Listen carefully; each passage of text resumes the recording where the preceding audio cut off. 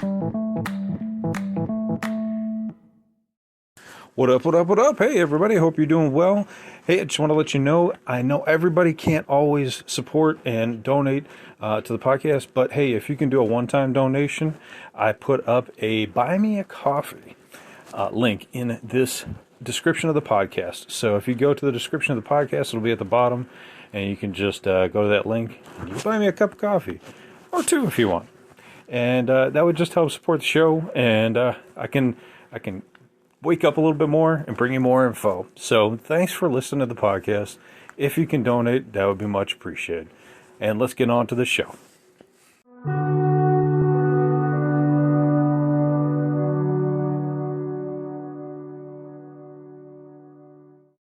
Welcome back to Lockdown Universe, home of the bizarre, peculiar, and unheard of stories of UFO, legend, and lore. Welcome back. Happy to be back. Hopefully you guys are doing well and taking care of yourselves. So, one of my favorite things I like to talk about is the UFO and Native American connection. Native Americans, Australian Aborigines fascinate me because they are some of the oldest living species of humans to engage with aliens and extraterrestrials and still have stories about those times hundreds and hundreds of years ago. And they passed those stories down through the lineage of their blood until this very day. Now, we're fortunate enough to have technology to save our documents, to save our videos for future generations. But right in the past, we didn't have that. So we rely on ancestors in every land to give us information based on what their ancestors saw. So I like to do research, and I came across an article on UFOsightings.net about untold stories of Native Americans and the alien connection. And they go through a few different tribes and talk about their experiences, and not only experiences, but their belief systems. Where they believe they actually came from in the solar system is super important as well. Many believe that they came from certain constellations, and that information may have been given to them by extraterrestrials themselves. So we can kind of dig into that and take a look and see if there's any similarities between the tribes and see if there's any similarities in what we've heard and done research on.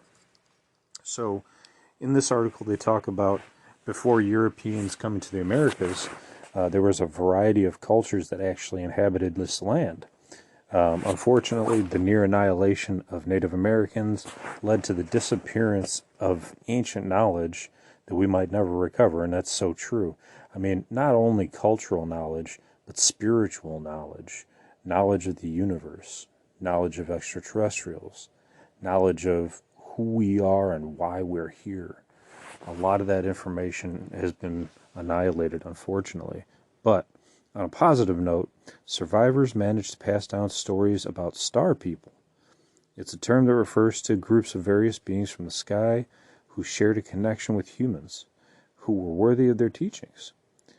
And according to a collection of stories, the ancient world had interactions with a multitude of advanced aliens. Several cultures separated by thousands of years, not just hundreds, but thousands of years, has made mention of flying objects and advanced technology. And these stories were very prevalent within the mythos of the Native American tribes. So that's what we want to tackle in this podcast. So one individual, Richard Wagamisi of the Wabaseemoong First People, writes about star people who came to Earth many generations ago and brought spiritual teachings, stories, and maps of the cosmos for free. What's interesting about the maps of the cosmos is that story rings true with the Betty and Barney Hill abduction, where she was shown by gray aliens the maps of the stars in which the gray aliens were from, where they showed her Zeta Reticuli, and where our scientists and astronomers were able to confirm years later where that particular star system was based off of her drawings when she was under hypnosis. Really, truly fascinating. So these stories are congruent with abduction stories even to this very day. And the spiritual teachings are equally important.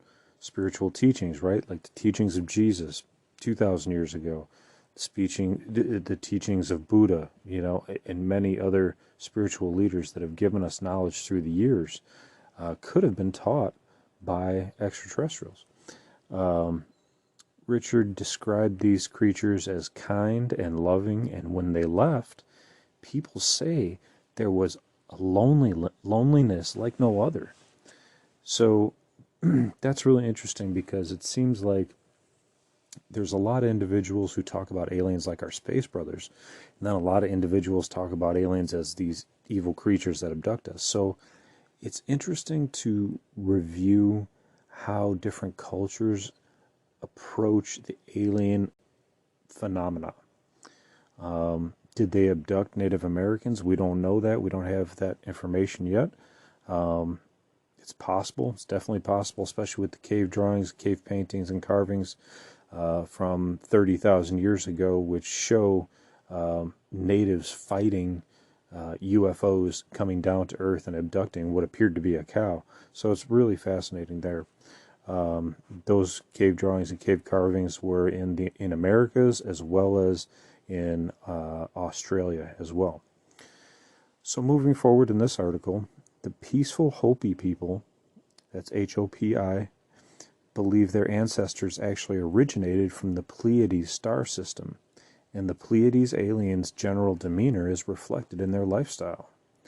So the Hopi people actually believe that they originated from Pleiades. So a lot of times when we hear about aliens from Pleiades, they're peaceful, very high conscious, very high energy, high vibration species that's highly intelligent, seems to be benevolent towards humans, trying to help us move forward into the fourth dimension, fifth dimension, a higher knowledge and a higher ascension.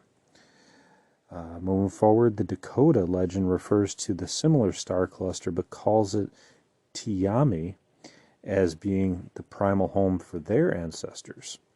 So the Dakota tribe also refers to their ancestry as coming from the stars, coming from the solar system, coming from a celestial body.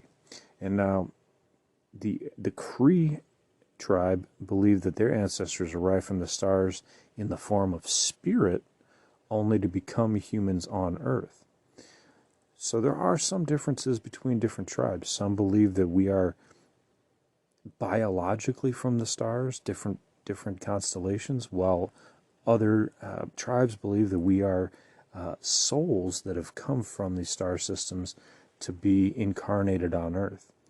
And that rings true with a lot of common Christianity, common spirituality belief systems, where many people believe that we are souls inside of a human body having a human experience, and then we're finished. When we are finished, we will go back to our home, the true home, where we are actually from, a home of peace, a home of tranquility.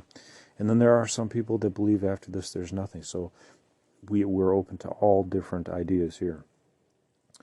The Lakota people's native legends talk about mysterious celestial beings that manifested as spheres of light and would usually choose certain children to follow them through space and time. Now that's interesting because they're actually focusing in on children and following them through space and time. Is it possible that even back during the times of Native Americans are discussing here, that they use children to continue their hybridization program and to utilize their DNA and track their spiritual progress, track their biological progress, track Earth's progress and health? It's very, very possible and fascinating. All Native American tribes see themselves as the original caretakers of Mother Earth and lament the path of destruction that we are on currently. There are several tribal figures that think that this is the primary reason behind the weakening of the bond between the star people and humanity. So they believe that the destruction that we're causing, which happened through the Industrial Revolution and continues to this very day, has caused some disruption between humanity and the star people, which seems to be pretty true considering that we've had so many abductions that have referenced the fact that we are destroying the planet. So that's very fascinating within and of itself. So moving forward, what's interesting in this article is that it references multiple tribes. It references that they all believe that we are from a star system. Could be one star system or multiple star systems, or that we are just souls that have come from the stars themselves and incarnated as humans on planet Earth. That's what really fascinates me, is that Native Americans have always been more attuned to spirituality, more attuned to living their lives as spiritually as possible, not as consumers, or as working 80 hours a week, or this current colonial lifestyle that has been imposed upon America and around the world. But that they focused on family, they focused on spirituality. Of course, there were battles between Native American tribes. However, it just seems as though they were far more into spirituality, far more into experimentation with herbal medication. Maybe they also, kind of like Joe Rogan, right? He's an experimenter, crossing over into different dimensions, meeting with different dimensional beings through DMT, through different hallucinogens, and really just engaging what it is to be human. Not working the 40, 80-hour work week, but engaging what it is to be human. And possibly reviewing and exploring extraterrestrial mindsets, extraterrestrial encounters, and also psi abilities, telepathic abilities as they engaged with these extraterrestrials, and looking into what human possibility and potential really contain within itself. We're not just these flesh and bone. We are more than this. We have energy about us, and they were aware of the fact that that energy existed on Earth, and that they could tap into it at any time. What's also interesting, if we go to another article on alien UFO sightings, there's another individual named Watuni who remembered fascinating stories around a campfire with her ancestors, who talked for a long time about flying shields around their camp. An Oglala Sioux holy man who toured with Buffalo Bill's Wild West show said he had experienced flying shields for a long time before the term UFO was even invented. He said that a disc had actually landed on him, and the disc was concave with another one on top of it. Well, what does that sound like? Our classic discs, right? He said that it was quiet and that it had lights on it that were like neon lights. He went on to say that these little people had come from each of the groups and had talked in a different language, and they could read minds. Well, what does that sound like? Sounds like all these extraterrestrials we've ever talked about, almost.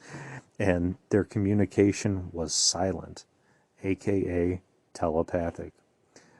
All of the tribes believe that they are connected to Earth with an umbilical cord type connection.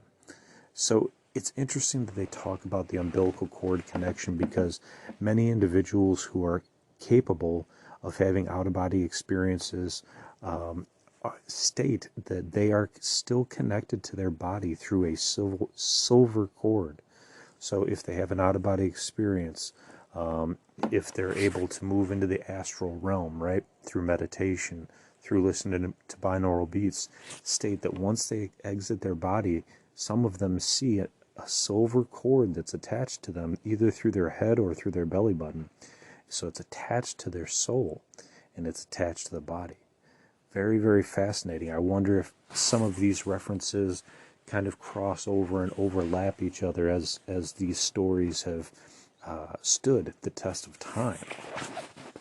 So it seems, as perhaps the aliens have gone back to their homes and keep coming back to Earth every now and then to see if humans have come back to their senses and decided to not be as destructive. I wonder what would have happened if America had stayed in the hands of the Native Americans, and if they would have been able to continue to engage with the aliens on their own time, on a longer time period, and what information we could pull and gather from and benefit from a time where we're able to record on tape, on video, on digital, the stories of these ancestors, to bring them forward into the modern world and be able to pass them on to our children.